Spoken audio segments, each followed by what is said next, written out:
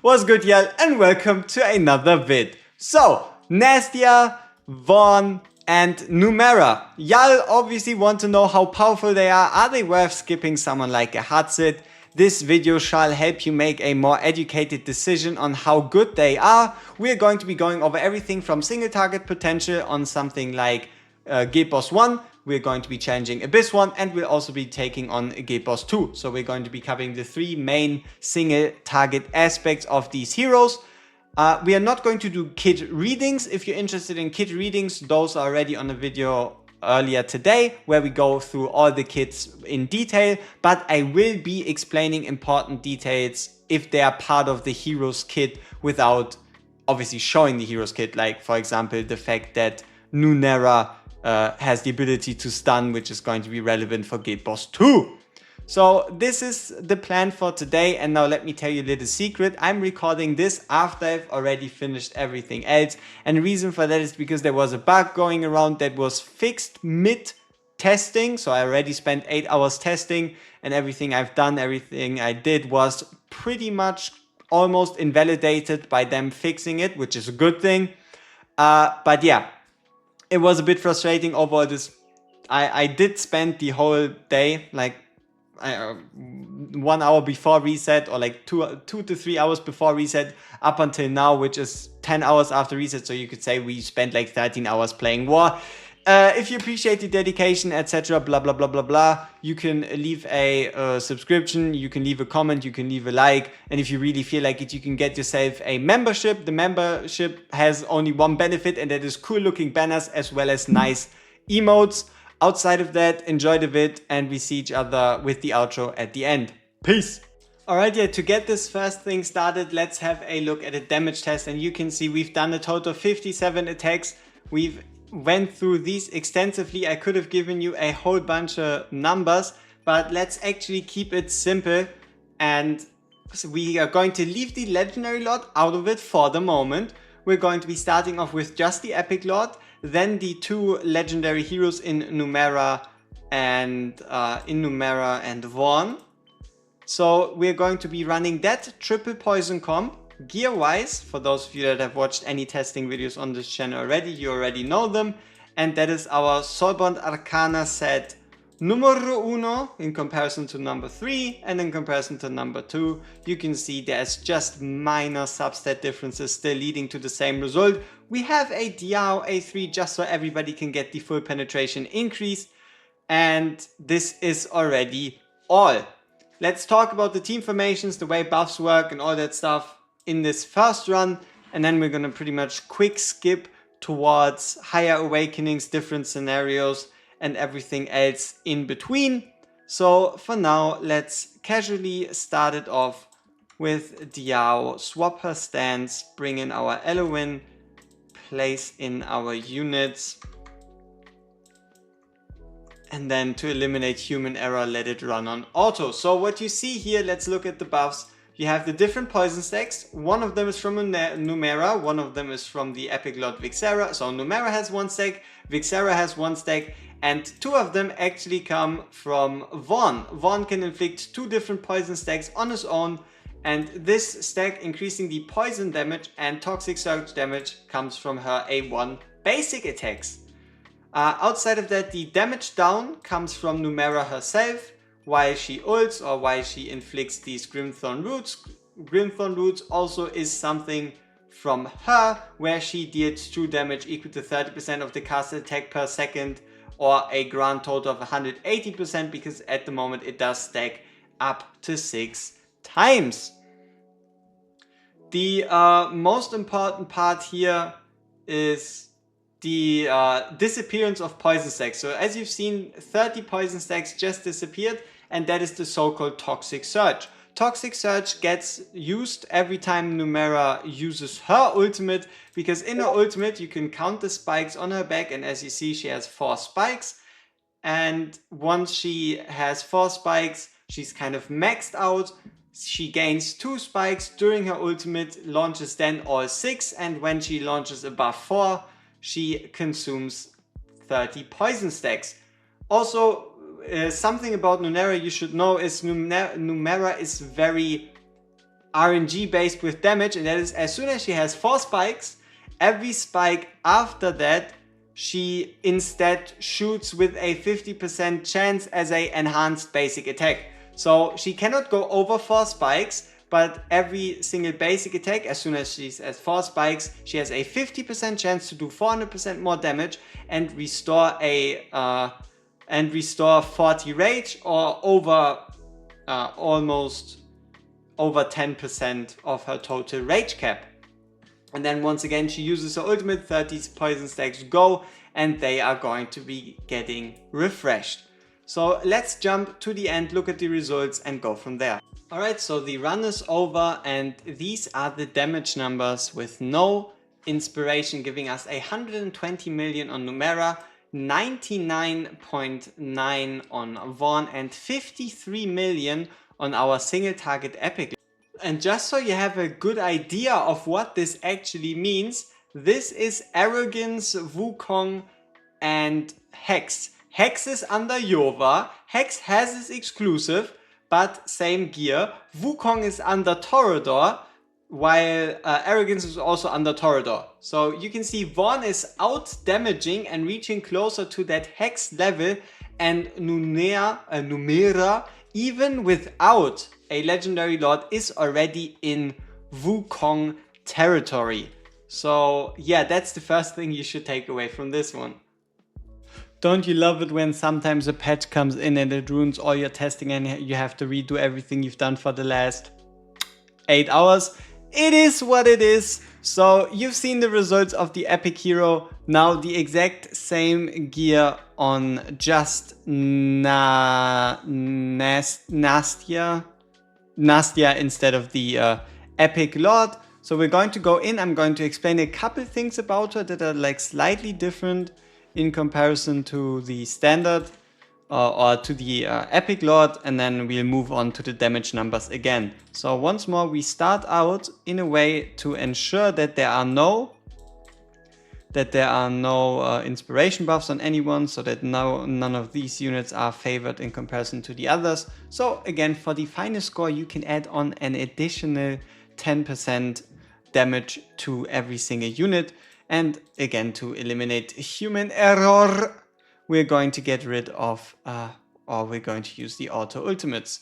So what we need to talk about is the Lord bonus right here.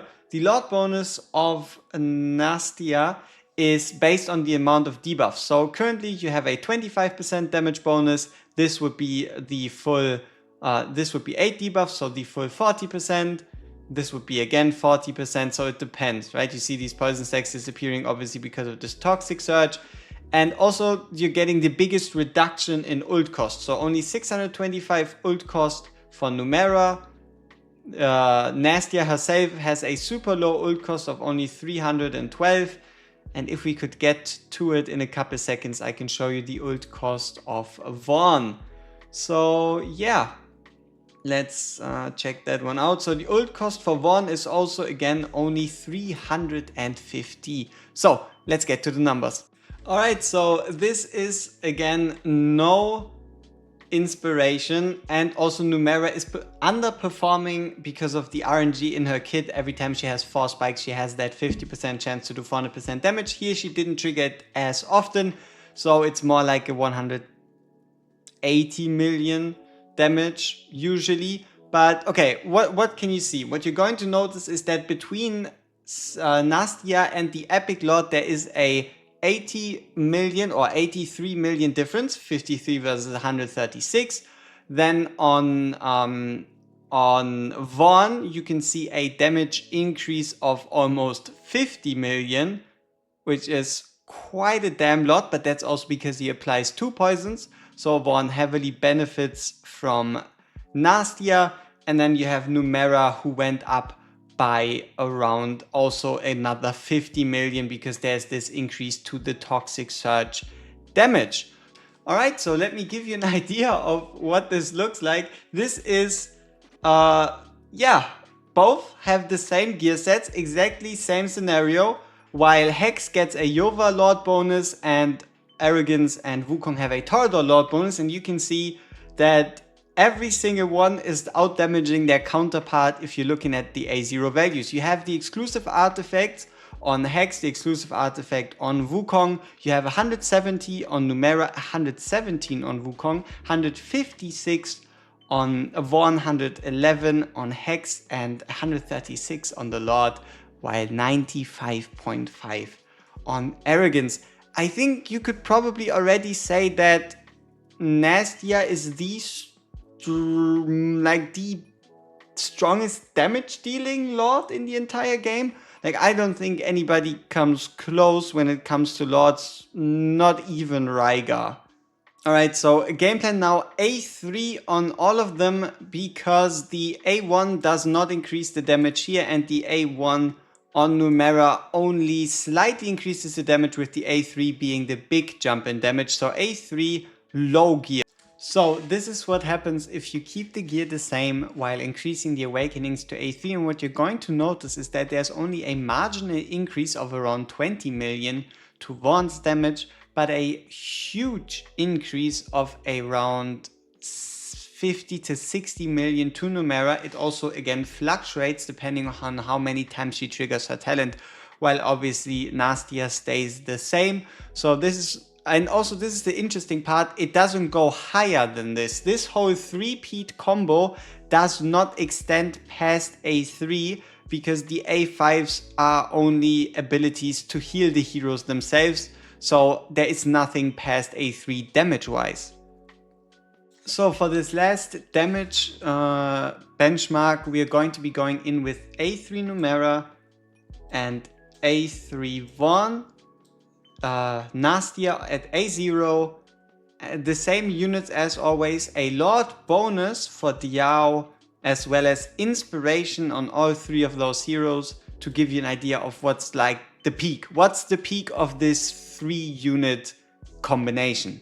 So this is pretty much what the peak of this 3-unit combo looks like. Obviously you can increase damage by, for example, bringing in more vulnerabilities, etc. But this is just these 3 units working together, with 200 million on Nastia, 230 million on Vorn, and 340 million on Numera. Once again, very important, this only works by all of them working together.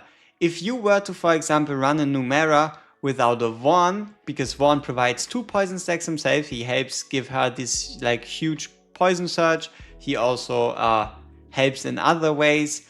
If you were to run it, for example, without Nastia, but hey, let's give you an idea of, again, comparable damages.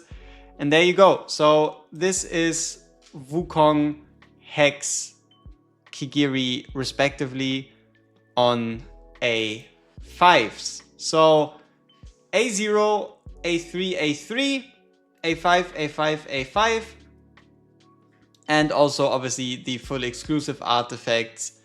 And yeah, this is kind of what you're looking at.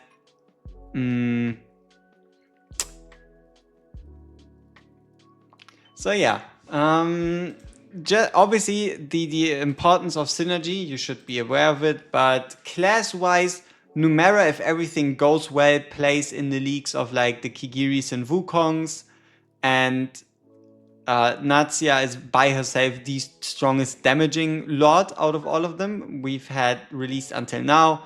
And Vorn is, even at A0, stronger than a Bonded Silas, equivalent to like a Hex A3. I'm a really huge fan of Vorn. Like, Numera's doing amazing, Natsia is doing fine, but I really like Vorn also for his utility in increasing shield damage. Alright, yes, so time for Abyss. We'll be showing off the trio of Esotericist units, all at A0, also with non-crazy gear. So this is the same gear on everyone besides Kigiri. I'll explain the reason in a couple seconds. So we have attack percent crit rate crit damage, attack percent crit rate crit damage, and then 1 crit damage piece, 2 attack percent pieces, all coming out to around the same. And then you have Diao at A1, which is an important awakening, and the reason why we have Fersi and Aelin at A5 is not because you need them for this, it's just to help me focus on the fight and timings rather than having to worry about survivability in the broader sense. And also I only have one copy of them on the test server and I didn't want to reset them, and we are clocking in on hour 10 of me doing war straight, as well as a bit of frustration with them having to fix certain buffs that invalidated all my testing before. So you have to give me this one. And then we have A3 Wukong, A3 Kigiri. Wukong is in the same gear that I've shown you on Nastia, while Kigiri has his exclusive at +10, and then pretty much the best kind of gear you can find. Reason for that is because we need him to carry us through the physical shield, so I can show you the impact of these units against the magical one, the 27 million one. And also we already know Kigiri is the king of this fight. This is not going to change. Nastia is not going to dethrone him. So we are pretty much boosting him and then mostly ignoring him for like the damage numbers in the end, because we all already know Kigiri is king. Alright, yeah, it's time for the run. I'll be trying to explain things along the way. We want to bring in Kigiri first, give him invigoration from Diao, Wukong, another set of invigoration or inspiration, Nastia, last inspiration, invigoration, whatever the fuck. And then get our nightmare units out as soon as possible so that Kigiri can attack with full attack speed, the full 35%. And yeah, at that point we want to swap the Diao stance and then spam click Kigiri, because we want Kigiri to trigger his ultimate on this burst. So you've seen this burst or this aftershock. It's fine if it's either on the burst or on the aftershock. The important part is that he triggers within the first 3 seconds of you activating the ultimate, so you can get the full counter, meaning the full damage. For Storm Surge right here, we're pretty much fine. We're just gonna ignore it really. And then right here, we can already activate our Aelan ultimate just for some healing. The timings here aren't that important. And we're going to be activating Numera's ultimate. The ultimate of a magic damage dealer in this phase only makes sense because of these Grimthorn roots. So she can get 6 stacks of Grimthorn roots through her ultimate. And these Grimthorn roots deal true damage. The same goes for Nastia, which is the reason why they have any damage at all in comparison to Vorn, because they are dealing true damage. It's not a whole lot, but hey, it is something. Once again, we are going to be clicking Kigiri like our life depends on it, because there's some pretty tight timings here. As soon as the shield pops up, you want to catch another wave, giving you another chance at an Ember Strike, another chance at hopefully stacking the A3. So that's also the reason why, once again, the A5 is so important, because the A5 means every single time your Kigiri dashes in, he's guaranteed to dash back, meaning the buff from the A3 is going to stay permanent. Right here we can then get the damage increase or get the ultimate from Yuri out.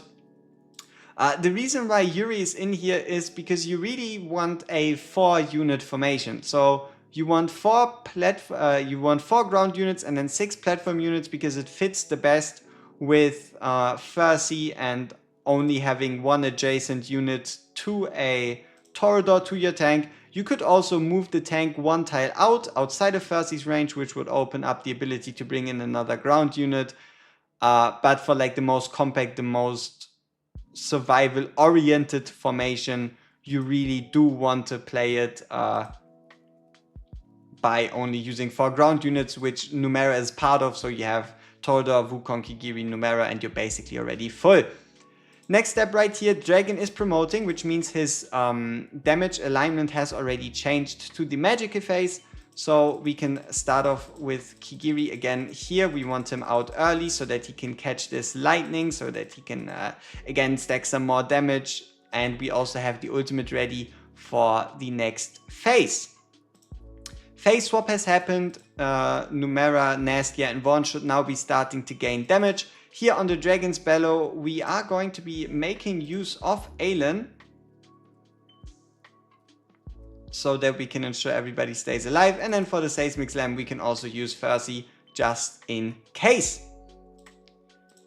Okay, we've made it through everything. Drake's Bellow happens. We are going to be fine. Now you just need to keep in mind that you want to ult with Kigiri, otherwise you're going to lose him. So Meteoric Deluge, you want to ult with Kigiri. Everything else is going to be alright. And then next step is shield pops up. You use the ultimate of your Numera, because the other ultimates are again auto, and then we should see this shield disappearing quite solidly. You can see this 10 million shield. Obviously there's a bit of RNG in there here, left and right. Do the auto ultimates trigger just on time? Are they active at all? How many times does Numera attack with her talent? But yeah, we managed to beat the 10 million shield, and now you can have a look at the damage. And surprisingly enough, Nastia is actually in the lead. So yeah, let's see. We want to again wait for the phase swap, which happens any second now, right here, to use Kigiri and Wukong.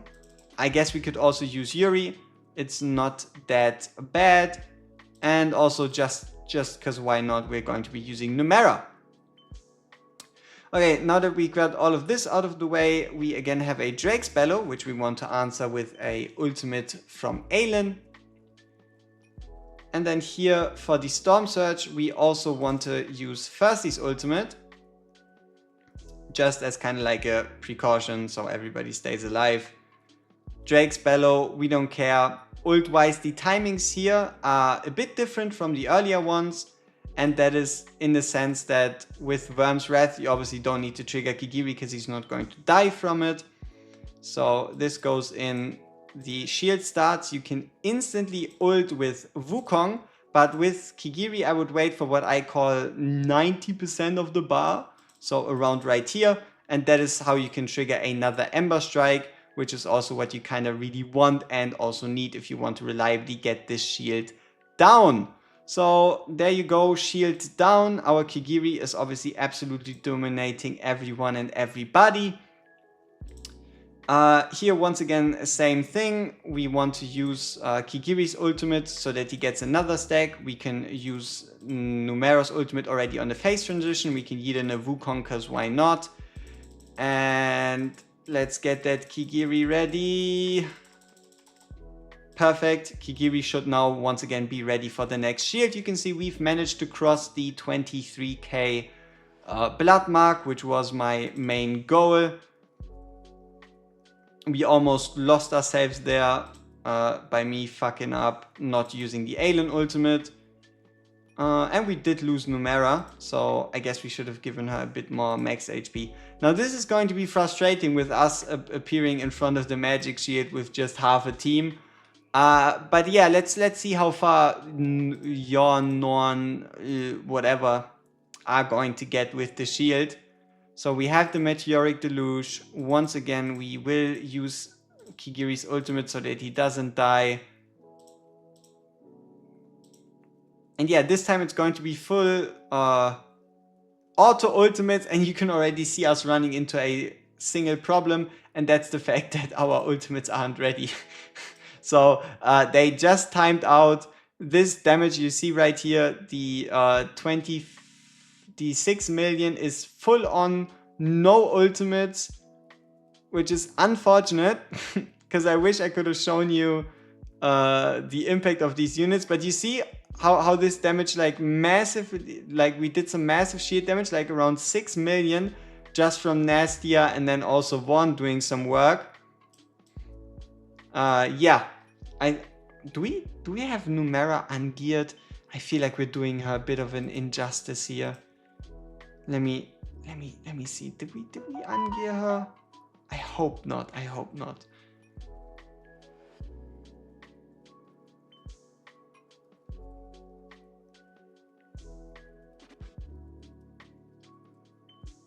No, Numera was geared.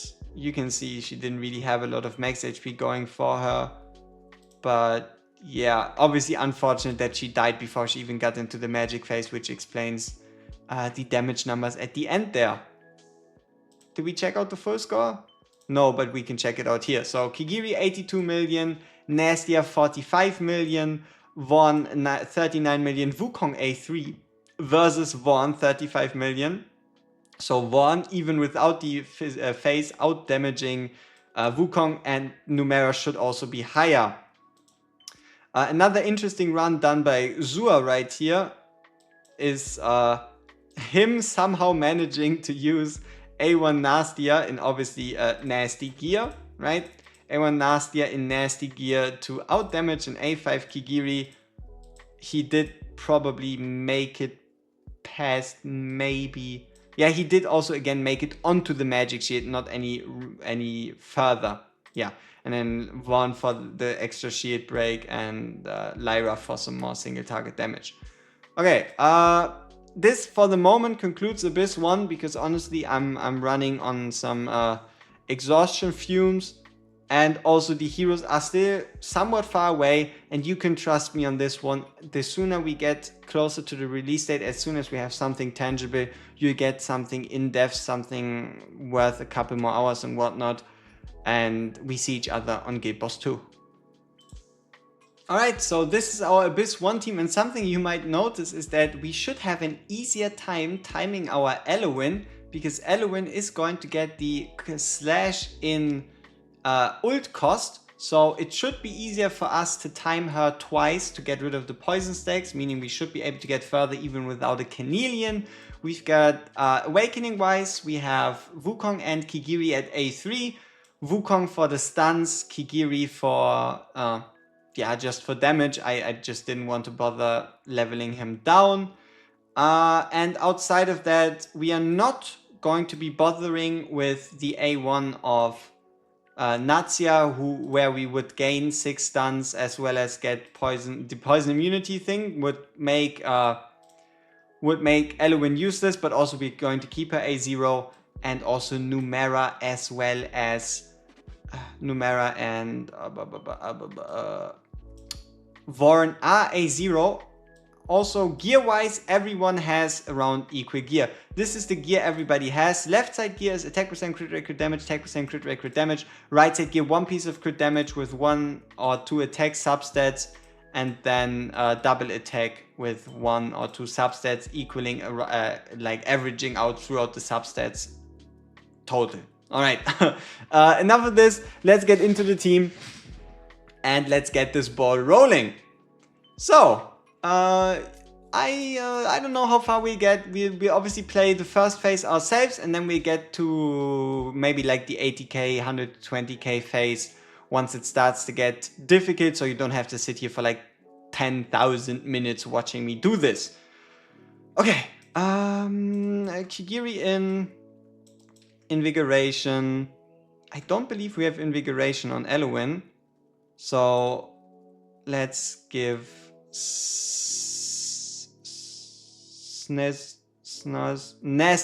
Nasia. Oh, God damn it.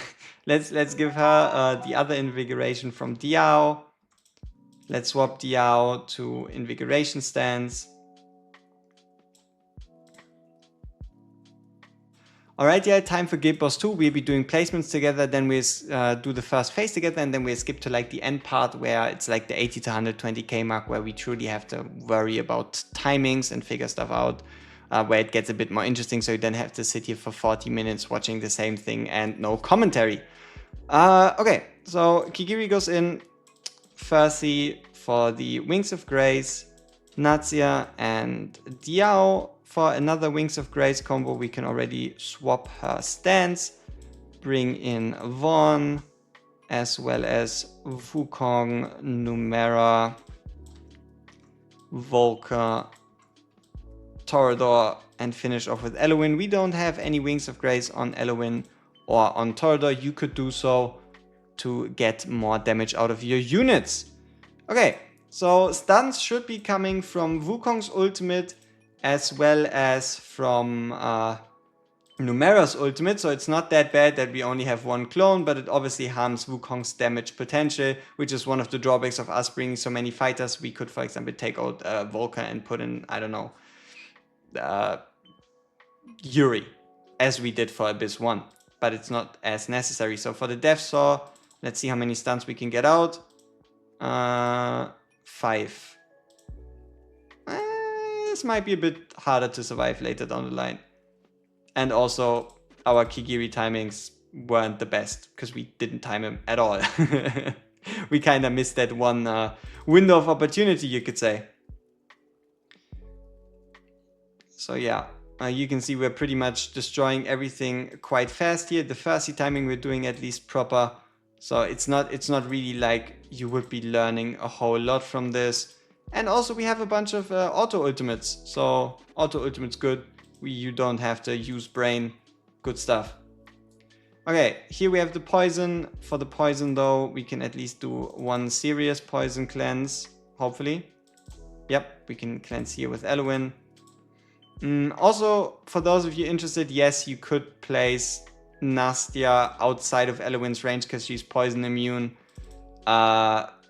You could, but keep in mind she's then not going to get any healing, so it's not that useful. Okay, see you once it gets interesting. Alright, so this is the rotation in which we are going to reach 120k. Let's do one together so you can also see like the current damage leaders and all that beautiful stuff. Yeah, we'll try to do perfect timings for once. That's also why we're going to be playing this last one on 1x speed. So here, if you had a Kigiri ready, you could also use this ultimate. But we are going to be holding ours to do as many stuns as possible for the Death Saw. So we use her ability and then we use Wukong's. So you see we have 3 stuns, we've got 4, we've got 5. And then there's like the chance for these basic attacks to also inflict a stun. See, we got 7. So yeah, 8 is more than enough to survive. Here for the chainsaw, we can also... And look at this, the ultimate's already ready again. But yeah, here we can then blast in some damage. And yeah, Kigiri at the highest, then Nastia, then Numera, then Vorn, then Wukong, and then Isn't it interesting how Wukong Wukong is trailing behind? You don't see that very often, especially not with an A3 Wukong. So yeah, here we go into this next phase. We also have 2 Dispellers in Vorn and Kigiri, so buffs don't stand a chance. And look at this amount of debuffs. This is 1, 2, 3, 4, 5, 6, 7, 8, 9, 10, 11, probably like 12 at its peak. It's almost as many debuffs as these, yeah, HP bar is long. So here we go. We can also use Farsi to counter the Earth Shatter. We fucked Kigiri's timing, but yeah, you're gonna live with it, you know. And keep in mind, we are not using any crazy gear. These numbers could be even better. The final damage split is probably going to be the most interesting thing yet left to have a look at. So Aegis mode, once again, after this should be Earth Shatter. So what you want to do for Earth Shatter is not only can you use it to trigger Kigiri's ultimate, but you can also use Farsi to counter it, especially in the like higher waves like 5, 6, 7, 8. It really does become quite important, and oh my god, Numera's ultimate, it really is ready quite often. And there we go. Yeah, it's a pretty even split between everybody, which kind of makes sense with everybody having around equal gear. Here we're not going to be using Kigiri's ultimate.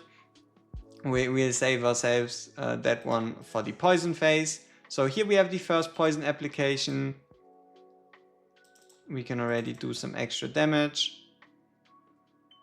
We'll save Farsi's ultimate too.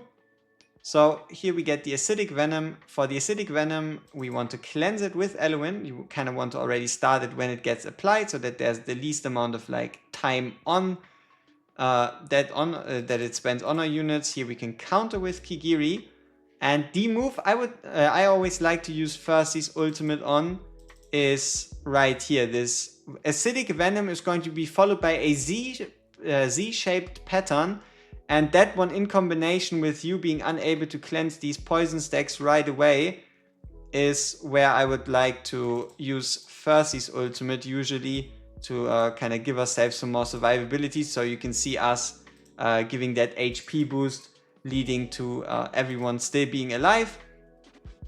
So then you come in with the acidic venom again, which might or might not trigger depending on our damage. But yeah, it doesn't trigger. We did have Elowin's ultimate ready just in case. And also keep in mind, once you get Nastier to A1, you can also just ignore the poison. So yeah, there we go. This is 134 million. And yeah, I think we just end it here. We could probably go higher if we change gear, if we do this, if we do that, if we increase gear, if we don't. But there's no point in going higher than 120k. So this is the numbers. Let's talk a bit about them. So Kigiri's A3, yes, we fucked up a couple ultimates in the beginning, but the fact that anybody can even keep up is kind of crazy. Nastia, she's doing nasty amounts of damage. One of the reasons for that is because she has inbuilt magic penetration. She also deals true damage. True damage just works without even considering like the enemy defense. Vorn is a true Giga Chat because Vorn also gets inbuilt magic penetration every time he triggers his ultimate through his passive. And Numera also nice amount of damage. Like, I like the fact that everybody's doing similar. I like the fact that everybody's doing similar damage.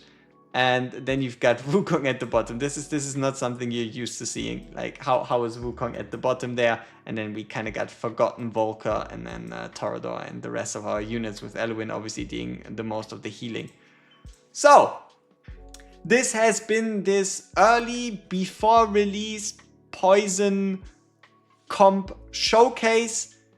How long is it going to take for us to get these heroes? I would speculate with them already being on the test server, maybe 2 weeks, maybe 3. They might even be splitting them over multiple weekends. The greatest thing ever would be a Numera and Vorn banner at the same time, because you would be getting the most value for the least amount of summons.